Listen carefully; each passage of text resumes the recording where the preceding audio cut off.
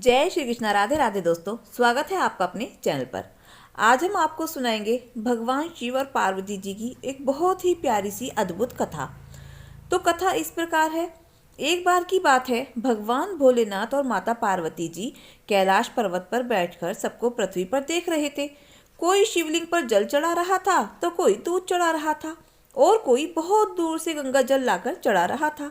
उन सबको ऐसा करता देखकर माता पार्वती ने भगवान भोलेनाथ से कहा, ये सब जो कुछ आपको अर्पित कर रहे हैं, इन्हें इन्हें क्या फल मिलेगा।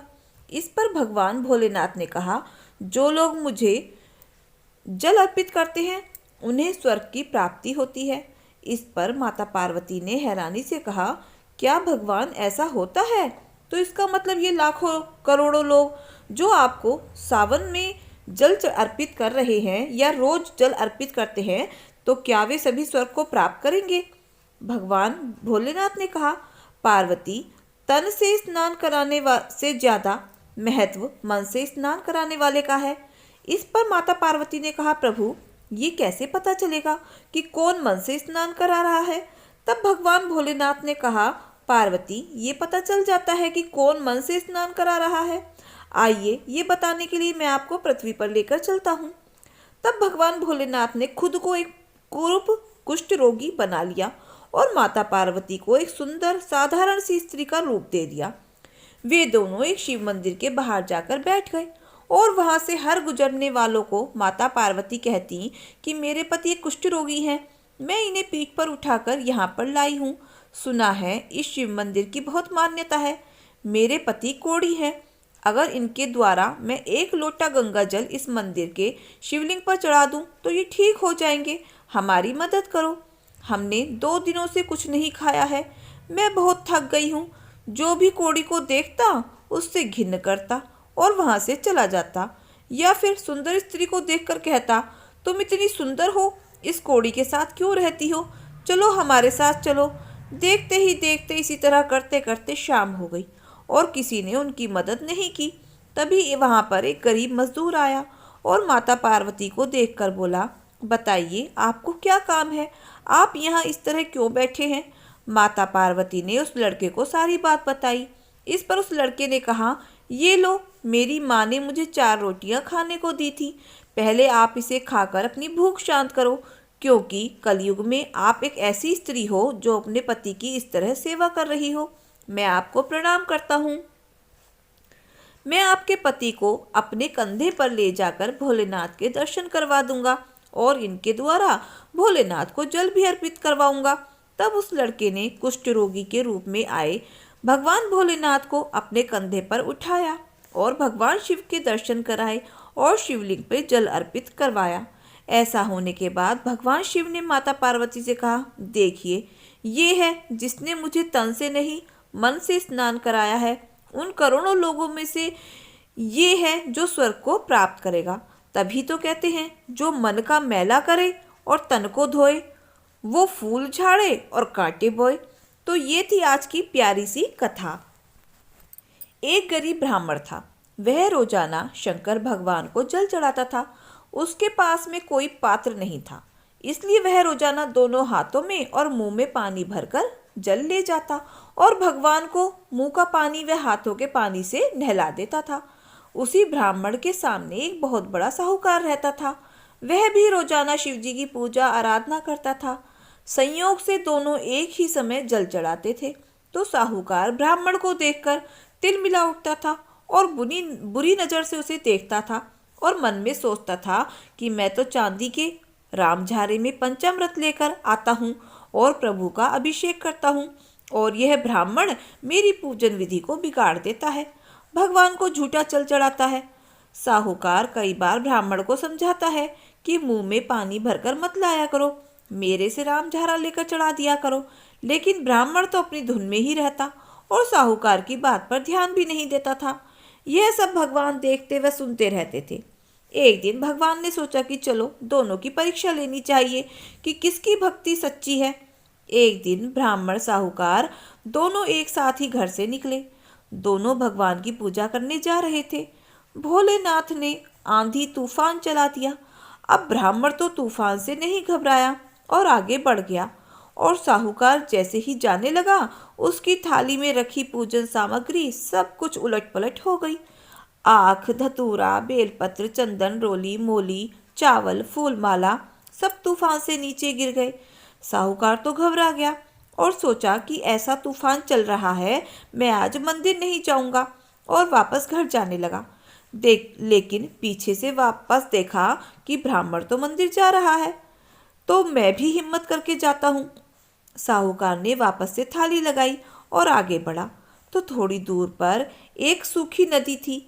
भगवान ने सोचा ये दोनों एक परीक्षा में तो पास हो गए हैं, अब दूसरी मुसीबत करनी चाहिए। तो भगवान ने उस सूखी नदी में बाढ़ चला दी। अब पानी बहुत वेग से आ रहा था। दोनों नदी के पास जाकर खड़े हो गए। अब ब्राह्मण ने सोचा कि भगवान के जल चढ़ाने का तो नियम है, उसे नहीं तोड़ूंगा। मैं तो बिना भगवान को जल चढ़ाए रह ही नहीं सकता हूँ। मुझे तो जाना चाहिए। अगर पानी के बहाव में बह भी गया तो कोई बात नहीं, एक दिन तो मरना ही है। यह तो निश्चित है कि इस संसार को एक दिन छोड़कर जरूर जाना है। फिर इस देह का मोह क्यों करना चाहिए। आज नहीं तो कल मरना ही है। आया है तो जाएगा। राजा रंक फकीर, मुझे सोचना नहीं चाहिए। और नदी के किनारे मंदिर है, नदी पार करके जल जरूर चढ़ाऊंगा। वह तो हिम्मत करके ओम नमः शिवाय का नाम जपते हुए नदी में कूद गया और गोते लगाता हुआ नदी के दूसरे किनारे पर पहुंच गया। इधर साहूकार ने देखा कि नदी में बाढ़ बहुत तेज है।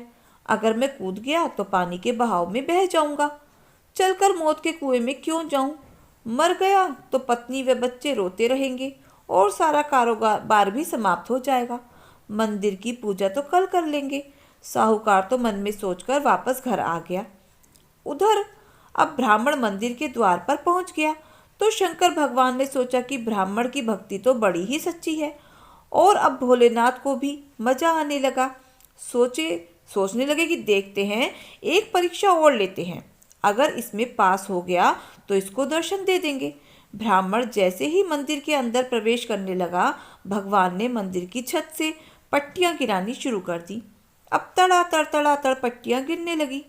ब्राह्मण ने सोचा कि अगर पट्टी भगवान पर गिर गई तो मूर्ति खंडित हो जाएगी, तो सारी जनता पूजन करने कहाँ जाएगी।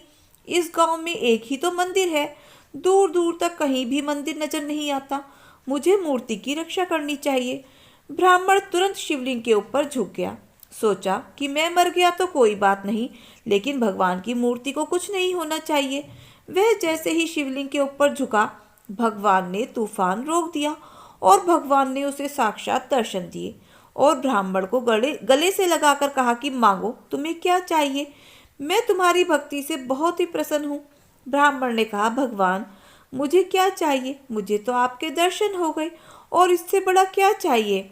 लेकिन भगवान ने जोर देकर कहा कि नहीं ब्राह्मण, कुछ तो मांगो। ब्राह्मण ने कहा कि अगर आप कुछ मुझे देना ही चाहते हैं तो केवल एक रामझारा दे दो, जिससे मैं आपको जल चढ़ा सकूं, और आपकी भक्ति दे दो कि जब तक मैं जीऊं सदा आपका ही गुणगान करता रहूं, और मुझे कुछ नहीं चाहिए। भगवान को बस फिर क्या था, हंसी आ गई और बोले कि ब्राह्मण तुम कितने भोले हो। ब्राह्मण ने कहा कि भगवान, मनुष्य अपने जीवन में कितना भी होशियार हो और कितना भी धन दौलत वैभव हो, मरने पर उसके साथ कुछ नहीं जाता। उसकी होशियारी चतुराई सब यही रखी रह जाती है। उसके साथ केवल भगवान की भक्ति ही जाती है। आपके दर्शन हो गए, मेरा जीवन तो सफल हो गया। भगवान ने उसकी बातें सुनी, लेकिन भोलेनाथ कुछ ऐसे थे जो अपने भक्तों को बिना मांगे ही सब कुछ दे देते हैं। भगवान ने ब्राह्मण को धन दौलत वैभव सब कुछ दे दिया। वह ब्राह्मण आशीर्वाद लेकर घर आया और अपनी झोपड़ी ढूंढने लगा, लेकिन उसकी झोपड़ी उसे नहीं मिली। उस जगह उसे बहुत ही सुंदर सा महल मिला। वह खूब ठाट बाट से रहने लगा। अब उसके पास साहूकार से भी ज्यादा धन दौलत हो गई। साहूकार उसके सामने नहीं आता था और अपनी गलती पर भी पछताता था। भगवान शिव जी ऐसे ही हैं, वे बिना मांगे ही सब कुछ दे देते हैं। तो हे भोलेनाथ, जैसे आपने ब्राह्मण को दर्शन दिए और बहुत सारी धन दौलत वैभव दिया, वैसा सब किसी को देना, सब पर अपनी दया करना, अपना आशीर्वाद देना और सबको अपना सब कुछ देना। तो प्रेम से बोलो उमापति शंकर महादेव की जय हो। दोस्तों, अगर आपको हमारी कथा कहानियाँ अच्छी लगी हो तो प्लीज़ प्लीज़ वीडियो को लाइक शेयर और सब्सक्राइब अवश्य करें। अपना प्यार दें, अपना सहयोग दें। मिलते हैं फिर नई कथा कहानी के साथ। धन्यवाद।